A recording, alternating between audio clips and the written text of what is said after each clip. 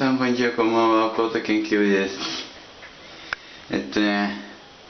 台風16号が接近していて非常にやばいですね。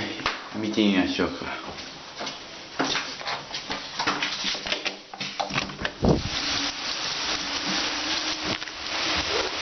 やばいっすね。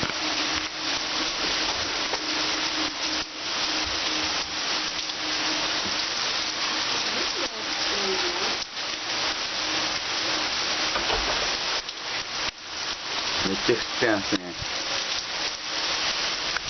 やばいっすよ、もう。でね、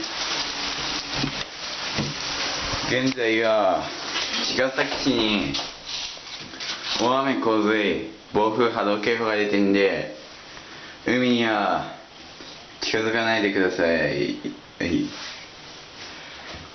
まあ、はい。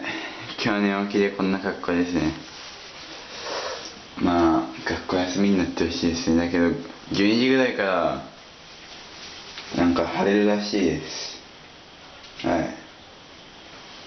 い。じゃあ、チャンネル登録、高評価、コメントお願いします。See you!